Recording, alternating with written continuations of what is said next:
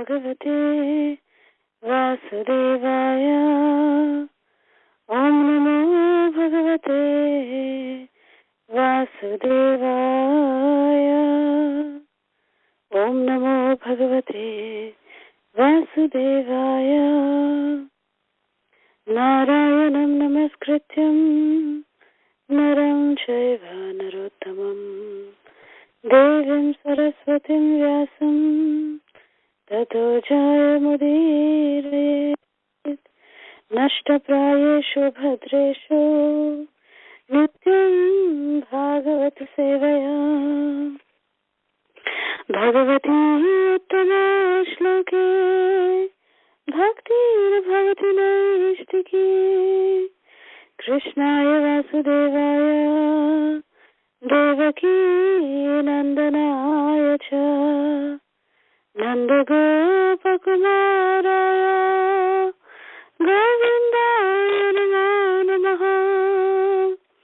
Namo Pankajanabhaya Namo Pankajamaline Namo Pankajalitraya Namaste Pankajangraye. Hare Krishna Krishna Krishna Hare Hare Hare Rama Rama Rama Hare Hare. Reading from Srimad Bhagavad Gita as it is, Chapter 1, entitled Observing the Armies on the Battlefield of Kurukshetra, reading from texts 20 through 23. Text 20.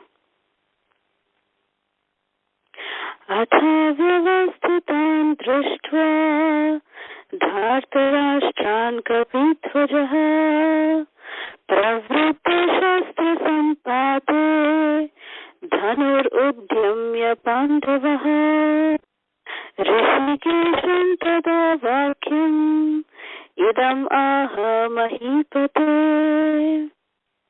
Translation. At that time, Arjuna, the son of Pandu, seated in the chariot bearing the flag marked with Hanuman, took up his bow and prepared to shoot his arrows. O king, after looking at the sons of Dhritarashtra drawn in military array, Arjuna then spoke to Lord Krishna these words. Text 21-22. Arjuna vacha Senayarabhayor madhye Ratham sthapayamechyata Yavadeta niriksheham Yodhukamanavasthitan Kaya sahayodhavyam Asmin rana samudyame. Translation. Arjuna said, O infallible one, please draw my chariot between the two armies so that I may see those present here who desire to fight and with whom I must contend in this great trial of arms. Text 23. Yotsyamana vaksheme ya ate atra samagataha dhartarashtrasya durbuddher Yuddhe priya chikirshavaha. Translation. Let me see those who have come here to fight, wishing to please the evil-minded son of Dhritarashtra. Om Jnanatimirandasya Jnananjana Shalakaya Chakshurunmilitam Yena Tasmai Shri Gurave Namaha Namam Vishnupadaya Krishna Pristhaya Bhutale Srimati Radhanath Swaminiti Namine Namam Vishnupadaya Krishna Pristhaya Bhutale Srimati Jayapataka Swaminiti Namine Namacharya Padaya Nithaya Kruva Pradayane Gorakatha Dhamadaya Nagara Gramatarine Namam Vishnupadaya Krishna Pristhaya Bhutale Srimati Bhaktivedanta Swaminiti Namine Namaste Saraswati Devi Gauravani Pracharine Nirvishesha Shunyavadi Paschatya Deshatarine Jai Shri Krishna Chaitanya Prabhu Nityananda Shri Advaita Gadadhar Shrivasadi Gaura Bhaktarinda. Hare Krishna Krishna Krishna Hare Hare Hare Rama Rama Rama Hare Hare. So from this particular verse we are starting to read what happens after the conch shells were finally blown. The conch shells were blown, the battle is about to begin, And what happens at this time? That the chariot on which Arjuna is being seated, Sanjaya is actually describing that the chariot on which Arjuna sat, it had Kapidhwaja. Arjuna's chariot is very famously known as Kapidhwaja. Kapidhwaja means chariot which bears a flag which is marked with Hanuman. Arjuna's flag has Hanuman sitting on the flag. So this is a very beautiful pastime. Previously in the Mahabharata, it is explained that when the Pandavas were in the forest being exiled, at that time when Krishna instructed Arjuna to go to the heavenly kingdom to acquire celestial weapons. So when Arjuna went there, the Pandavas, that time only Yudhishthir, Bhim, Nakul and Sahadev, the four brothers, along with Draupadi, they were actually at the foothills of the Himalayas. They were actually very near Badrikashram. They were going around to these different areas. And at that time, one day, when they were, walking around in Badrikashram, near Badrikashram, there's a very beautiful river called as Alakananda that flows. And from this Alakananda river came flowing down a very, very beautiful 1,000-petaled lotus flower. And it was so beautiful and it was so fragrant that Draupadi was immediately attracted to this very transcendental celestial flower. And she looked at the flower, she took the flower in her hand, that 1,000-petaled lotus, and she looked at Bhima and she lovingly asked him that, my dear husband, can you get some more flowers like this? Because I would like to offer it to Maharaj Yudhishthir, and also I would like to take it back to our ashram. So can you please bring some more? It looks like it is coming from upstream somewhere. So it should be, coming from that side. Can you please get me some more? And Bhima said, yes, of course, my dear wife, I will get what you want.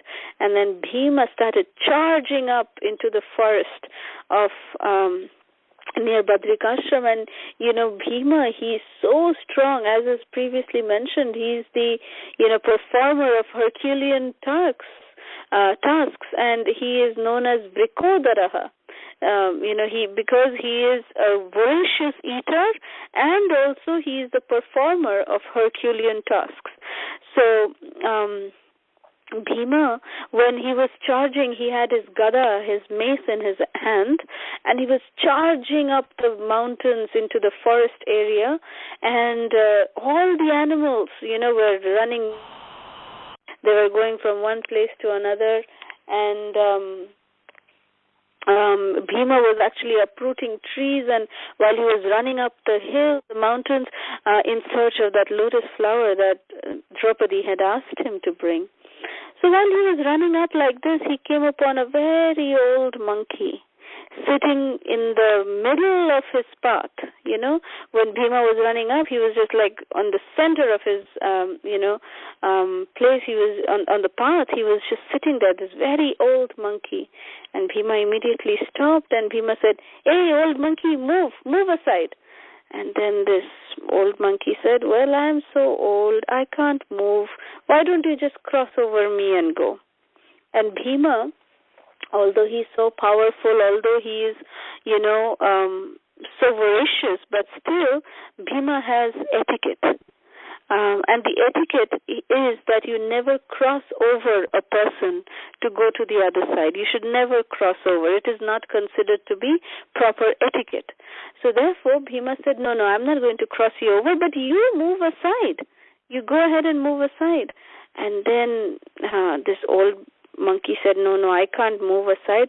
Why don't you do this, that, my tail is the only thing that is blocking your way. So you move my tail and you go. You move my tail. So then Bhima said, okay, I'll move your tail. So then he kept down his gada, and Bhima tried to lift the tail, and he was not able to do it. He was not able to even lift it off of the ground. And Bhima kept trying, and he couldn't do it.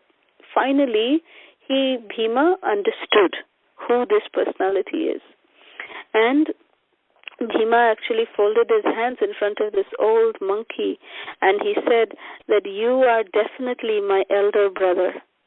Because even Hanuman, we need to understand that he is also the son of Vayudev, Pavan Putra Hanuman, we say, right? So even Hanuman, he is the son of Vayu, of Pavan, and even Hanuman is, even Bhima, he is also the son of Vayu, of the wind god. So they both are actually transcendental brothers, Bhima and Hanuman. So Bhima immediately recognized that because he was not able to lift the tail of this particular monkey, Bhima immediately realized who this personality is. See, this is the trait of a pure devotee. That a pure devotee may be doing so many things, but still they don't fail to recognize a very special personality. They don't ever fail to recognize, a pure devotee. So Bhima, because of his purity, he was able to immediately understand that this is none other than Lord Hanuman himself. And Bhima immediately bowed down to him and he said that, my dear brother, my dear elder brother, you are none other than Hanuman, and you have come here to bless me. Please show me your form. And Hanuman, revealed his original form to, from that old monkey, he revealed his form to Bhima. And then Bhima said, this is what has happened. We are in this forest and we are preparing for this battle. My younger brother Arjun, he has gone to the heavenly kingdom to acquire celestial weapons. So at the end of our, forest exile, we will actually be waging a war against the Kauravas. So my dear Hanuman, my elder brother, you please come and join us for this battle. We want your help. So you please come. We want your, assistance in this battle. So then Hanuman very lovingly said that, my dear Bhima, this is not my time to come and do battle. It's not my time. I have already done my fighting alongside Lord Ram, and I know that Lord Krishna himself has come now, and he is going to be present on your side. But I assure you that I will also be there, and I will sit on your brother's chariot's flag.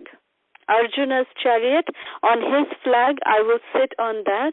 And when when the chariot keeps moving forward, I will make such loud war cries from the top of his chariot that it will shatter the hearts of the enemies. That is a promise that I am doing for you. So Bhima was very happy receiving this benediction from Hanuman, and at that time Bhima requested Lord Hanuman to show him the form with which he crossed over the ocean towards Lanka to find Mother Sita. That gigantic form of Hanuman, Bhima wanted to witness. He wanted to take darshan. So Hanuman, being very kind upon his younger brother, he immediately revealed his gigantic form that he used to actually cross over the ocean to go into Lanka. So seeing that and receiving the blessings from Hanuman, Bhima moved on, So that is the reason why, because of Hanuman's promise to Bhima, he actually was present on the chariot of Arjuna on the flag. Hanuman was present. So that is the history why Arjuna's chariot is famously called as Kapidhwaja. So Kapi means Hanuman, and Dhwaja means flag. So the flag in which Hanuman resides is called as Kapidhwaja. So here in the purport, Srila Prabhupada is actually mentioning that the war is actually just about to begin, and the entire scenario that was created by the blowing of the different conch shells and everything, it is clearly evident that the sons of Dhritarashtra were actually disheartened. very much disheartened, and they were very fearful, Srila Prabhupada explains in the purport. And they were actually very much disturbed also. The Kauravas were very much disturbed that, to see the military arrangement of the Pandavas, the Kauravas were actually very, very disturbed, because they knew that all this was happening directly being guided by the direct instructions of Krishna on the battlefield. So, all of this, goodness was there on the side of Pandavas, which was recognized by the Kauravas, and which was very disheartening for them. And because of this, the victory in the battle was evident of the Pandavas. So this is what we can take from this particular verse, text 20, and then moving on to text 21 and 22. Arjuna is speaking for the first time. Arjuna is addressing Krishna as Achyuta. Achyuta, Srila Prabhupada translates it as being infallible. And the reason why Arjuna is choosing to call Krishna infallible is very significant. Srila Prabhupada explains it in the purport by saying that Krishna, although he chose to become the charioteer of Arjuna, it doesn't mean that he, gave up his supremacy. That even though Krishna was the chariot driver, or Krishna is the chariot driver of Arjuna, he was still the mighty Supreme Personality of Godhead. So, we need to understand this infallible nature of Krishna, that how, although being the Supreme Personality of Godhead, just to satisfy and serve his devotees, Krishna chose to take on the very menial position of being the chariot driver of his dear devotee Arjuna. So Srila Prabhupada explains in the purport that how devotees derive great pleasure in serving Krishna. Krishna actually derives more greater pleasure by being a menial servant of his dear devotees. That is the infallible nature of Krishna, and that is why Arjuna chose to use this particular name for Krishna, calling him as Achyuta, that he is so dear to Krishna. And it is explained that this quality of Krishna is what makes him so unique. Is because that although Krishna is the Supreme Personality of Godhead, he is actually completely subservient to his devotees. The greatest quality that Krishna possesses is his Bhakta Vatsala nature. That he is, it is most endearing actually. Out of the unlimited qualities that Krishna possesses, this Bhakta Vatsala nature of Krishna is the most endearing, because this is what he actually gives more importance to his devotees than to even himself, which over and over again Krishna proves. He doesn't give any importance to his own statements as to how much importance he gives to the statements done by his devotees. This Krishna has proved time and time again. He has proved this statement. So this shows that how dear the devotees are to Krishna, and how much greater pleasure Krishna derives by being the servant of his dear devotees. So this is how Krishna reciprocates with his dear devotees.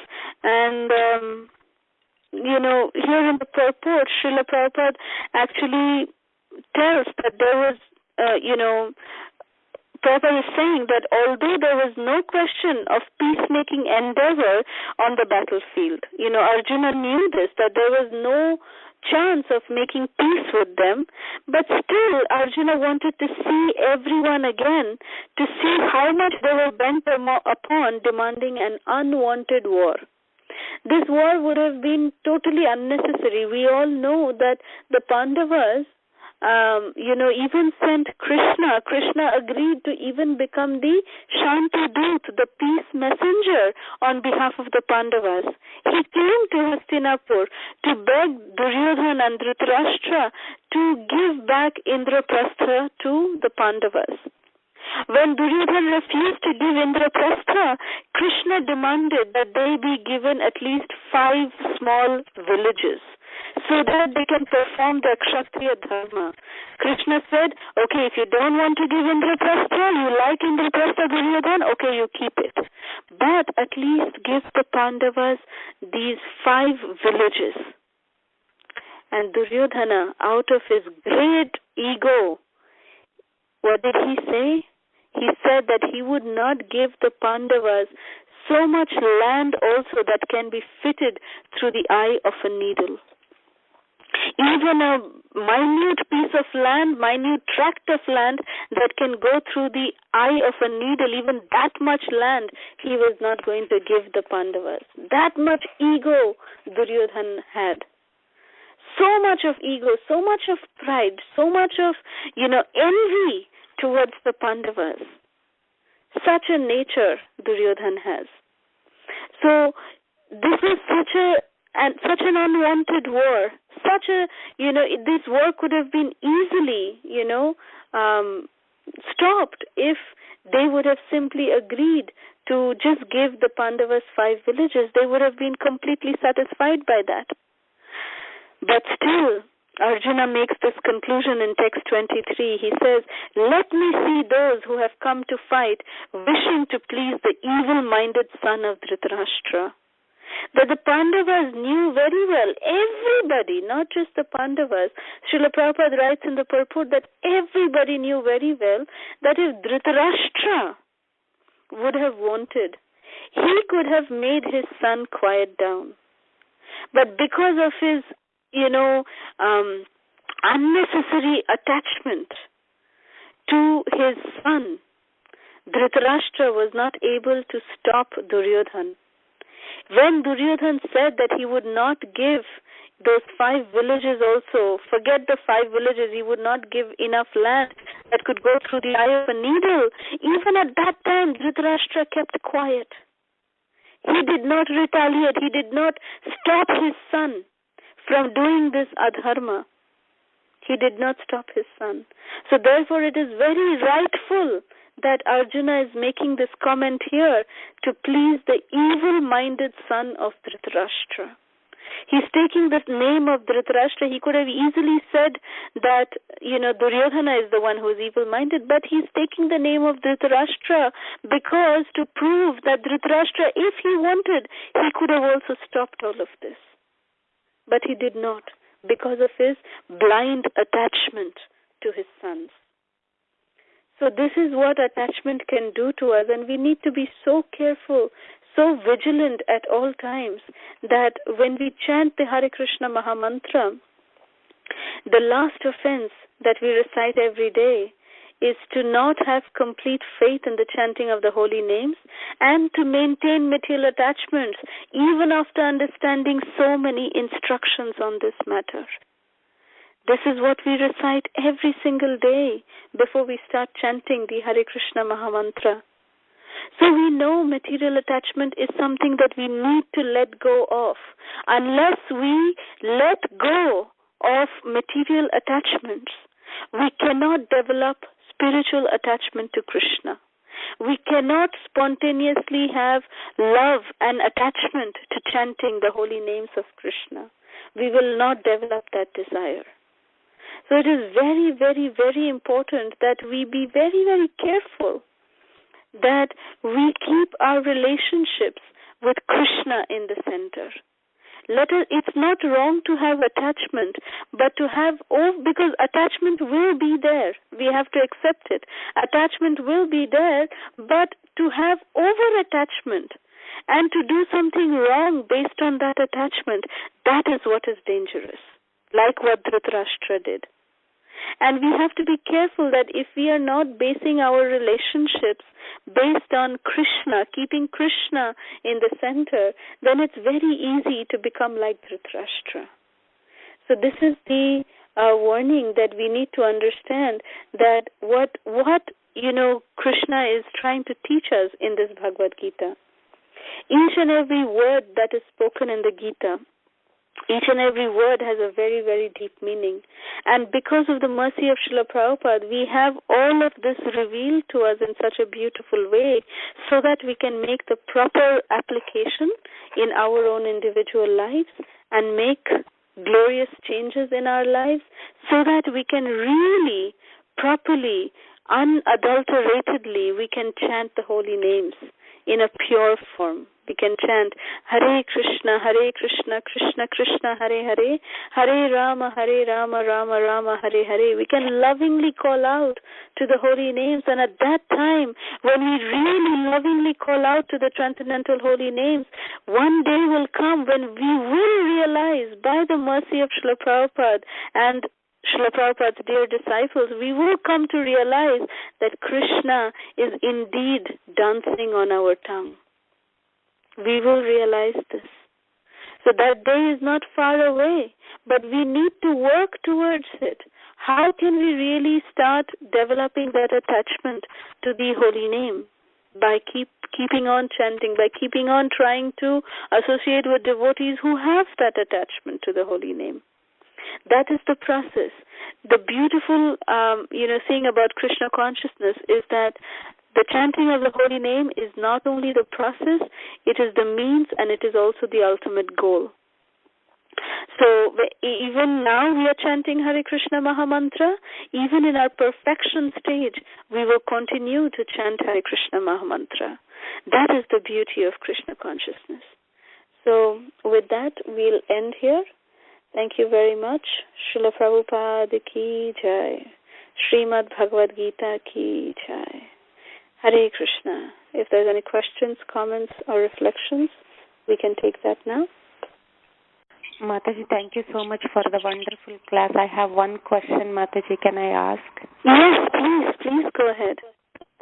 You mentioned that Hanuman showed his form to Bhima as he assumed before flying to Lanka. It must be huge form.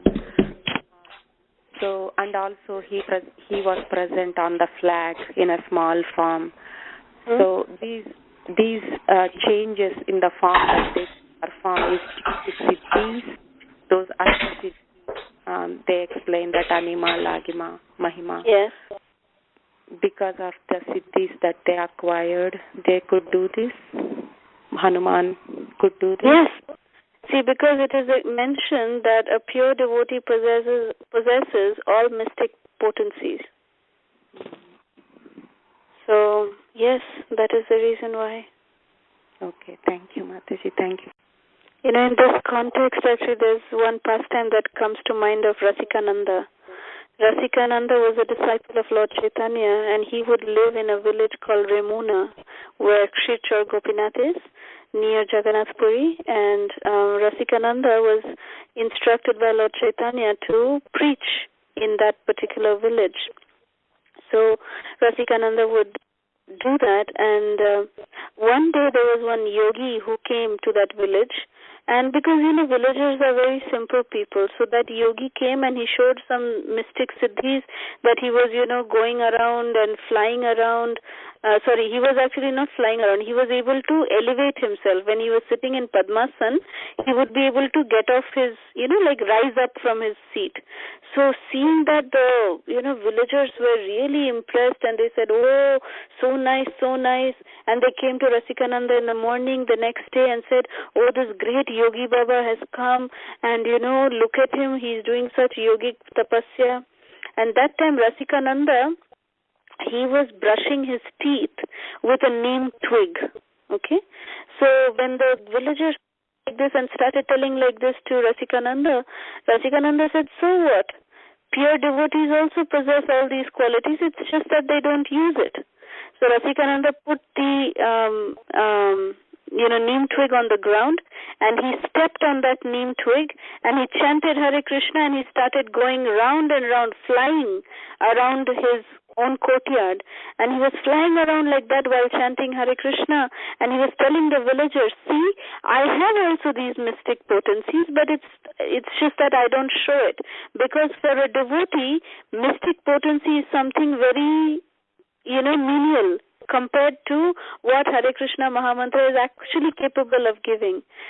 For pure devotees, they derive greater pleasure in service to Krishna by serving the devotees in love. So that is the greatest pleasure that the devotees get, pure devotees get. So they don't even consider, this Mahima, Anima, Lagima, Prapti, all these different mystic siddhis. They don't even give any importance to these mystic siddhis. So Rasikananda proved that to all the villagers, and they immediately understood that yes, the process of pure devotional service is the highest, which has everything included in it. Like that. Thank you, Mataji.